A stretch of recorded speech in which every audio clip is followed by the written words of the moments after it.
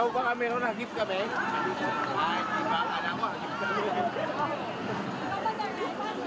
Kanina? Hindi, yung plug. Ay, oo, yung plug. Nakit si Nanay.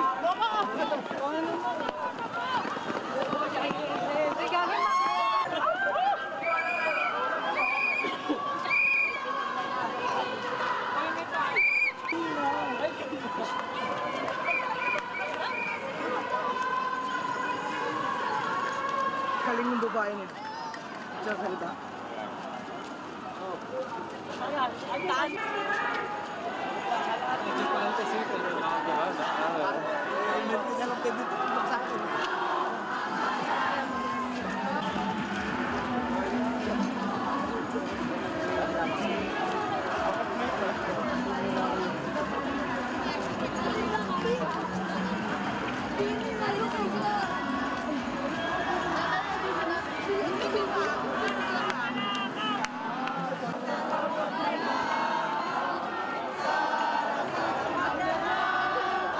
Magnanakaw si Sarah! Martin, Martin, magnanakaw! Martin, Martin, magnanakaw!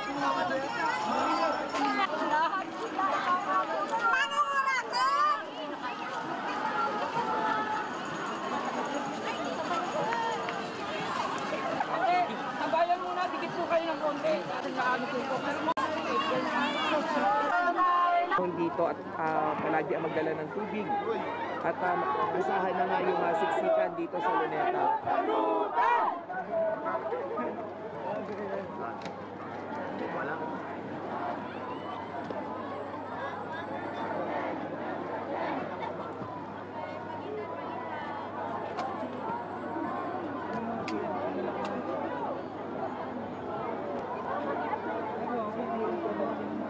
Para sa Shopee. Hindi ko lang alam, office bumili niyan eh.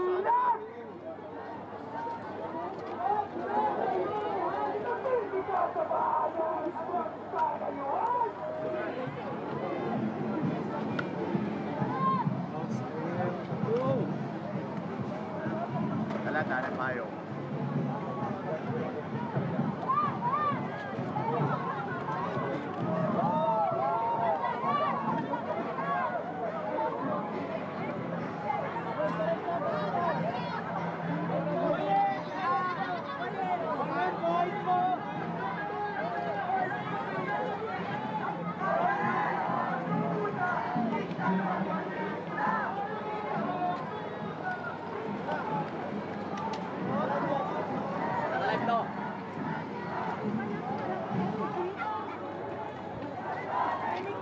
Live na kayo?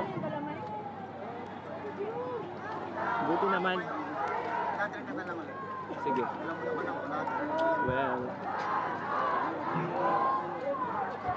Beb. Yo. Oh, sige. Gusto mo 10 eh. Oo.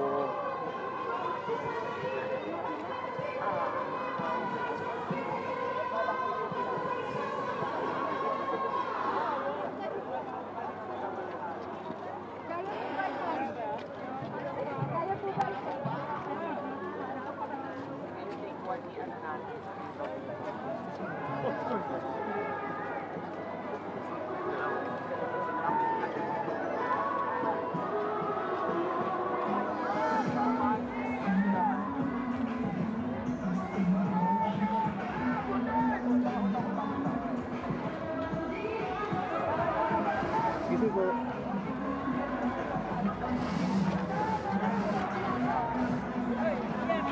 Paminta.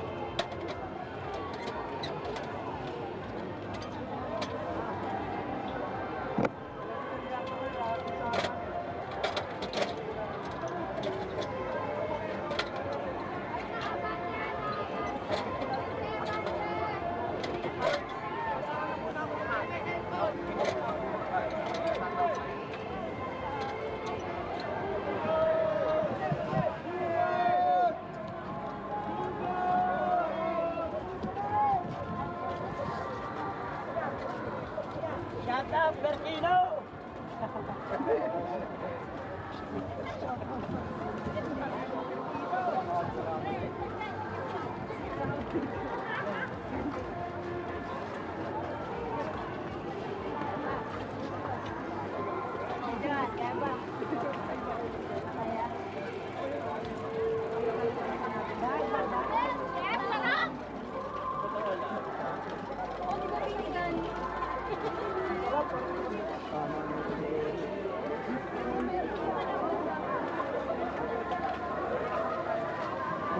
Tabi mo na tayo sa dito.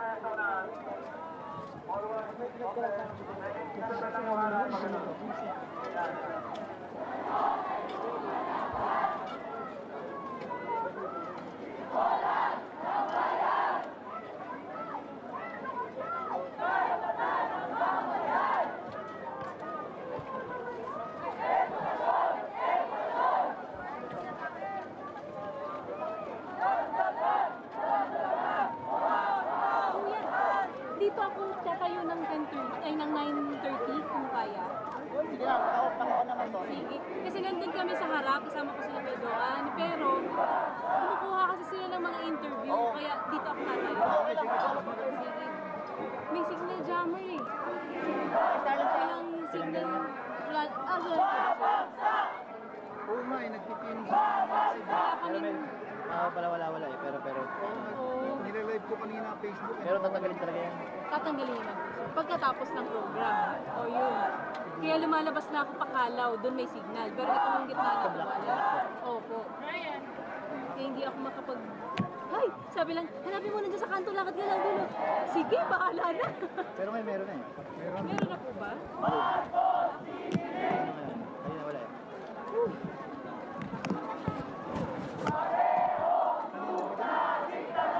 Bago mag 5 AM, nandito na ako.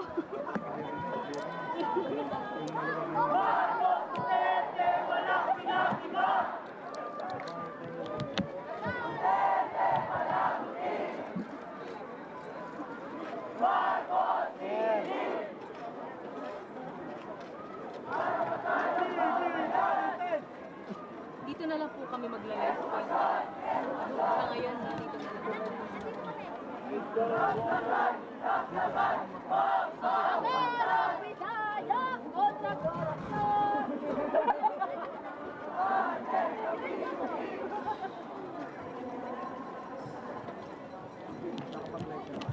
Hindi, Facebook po, kanina. Itong 9:30 na lang.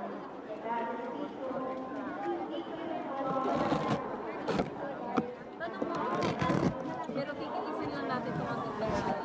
Kasi magkakasalanan na sila. Ito silang Menjola. Kanya-kanya, yung iba pa EDSA. Pero ang closing daw po nito sa Menjola. Hindi ko lang alam kung makahabol na sa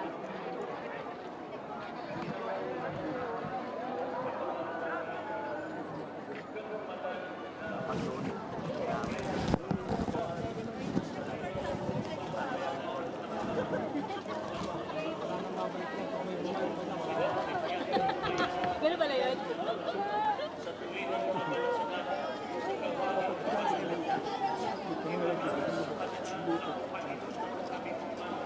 Mula doon, napakal ko yan hanggang dito eh.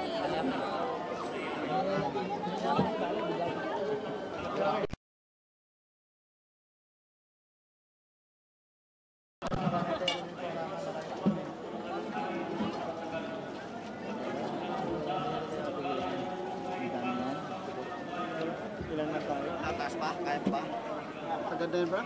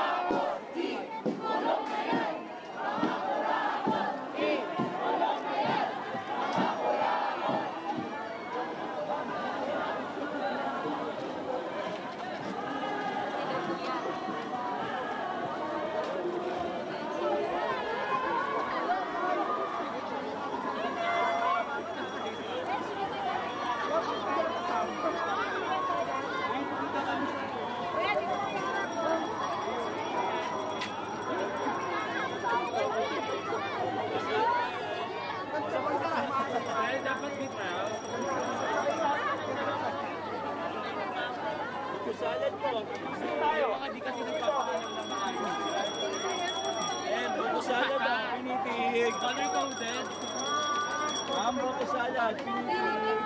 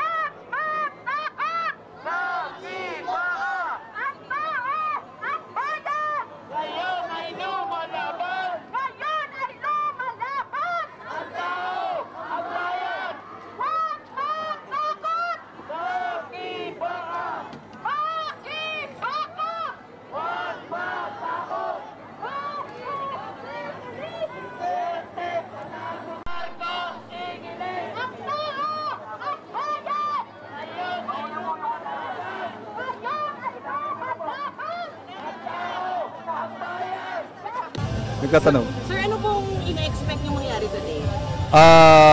Babahain ng protesta ang Luneta at mananawagan ng tama na, sobra na ito, dapat nang matapos ang korupsyon dito sa ating bansa. Alam na ng taong bayan ang dahilan at pinagmumula ng korupsyon at naniniwala ang taong bayan na kailangang ipakulong ang lahat ng mga sangkot sa korupsyon, mga Duterte, mga Marcos, mga DPWH, mga kontraktor, dapat lahat sila ay makulong dahil sila ang dahilan kung bakit may baha pa rin sa Metro Manila at iba pang makakarating na probinsya despite ng 1.2 trillion ang inubos na pera para sa flood control project. Grabe na ito. Ngayon paulit-ulit lang ito. Ang korupsyon ay nangyari sa panahon ng Napoles, naulit na naman. kinakailangang mawala na ang pinag-uugatan ng korupsyon sa ating bansa. Sistema na ang korupsyon. Sistema na paulit-ulit. Hindi sapat ang kulong. Kinakailangang bunutin ang ugat ng korupsyon. At ang sistemang pinagmumula ng korupsyon ay ang sistema ng ating politika, ang political dynasty. O sabi nila, tama. Kaya hanggat may political dynasty, kahit makulong si Jinggoy, kahit makulong si Alcantara, kahit makulong si Diskaya, at makulong pa ang iba pang mga magnanakaw, hanggat may dynasty, susulpot at susulpot ang nakawan sa ating bansa sa ibang pangalan, ibang forma. Kaya dapat maging aral ito, itong pagtitipong ito, ay dumulo hanggang sa paglalansag sa political dynasty na noong 1987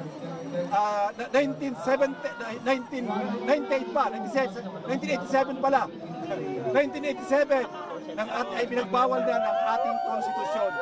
38 years na. Kung ayaw ipagbawal ng Senado at ng Kongreso, taong bayan ang lalansag sa political dynasty. Nako, marami. Maraming mga organisasyon. Nandito ang bayan, nandito ang Sanlakas, nandito ang PLM, nandito ang... Nagtatanong. Sir, ano pong ina-expect nyo mangyari today? Babahain ng protesta ang Luneta. At mananawagan ng tama na. Sobra na ito. Dapat nang matapos ang korupsyon dito sa ating bansa. Alam na ng taong bayan ang dahilan at pinagmumula ng korupsyon. At naniniwala ang taong bayan na kailangang ipakulong ang lahat ng mga sangkot sa korupsyon. Mga Duterte, mga Marcos, mga DPWH, mga kontraktor, dapat lahat sila ay makulong dahil sila ang dahilan kung bakit may baha pa rin sa Metro Manila at iba pang makakarating na probinsya despite ng 1.2 trillion ang inubos na pera para sa flood control project. Grabe na ito. Ngayon, paulit-ulit lang ito. Ang korupsyon ay nangyari sa panahon ng Napoles. Naulit na naman. Kinakailangang mawala na ang pinag-uugatan ng korupsyon sa ating bansa. Sistema na ang korupsyon. Sistema na paulit-ulit. Hindi sapat ang kulong. Kinakailangang bunutin ang ugat ng korupsyon. At ang sistemang pinagmumula ng korupsyon ay ang sistema ng ating politika, ang political dynasty. O sabi nila, tama. Kaya hanggat may political dynasty, kahit makulong si Jinggoy, kahit makulong si Alcantara, kahit makulong si Diskaya, at makulong pa ang iba pang mga magnanakaw, hanggat may dynasty, susulpot at susulpot ang nakawan sa ating bansa sa ibang pangalan, ibang forma. Kaya dapat maging aral ito, itong pagtitipong ito, ay dumulo hanggang sa paglalansag sa political dynasty na noong 1987 pala, 1987 ay pinagbawal na ng ating konstitusyon. 38 years na. Kung ayaw ipagbawal ng Senado at ng Kongreso, taong bayan ang lalansag sa political dynasty.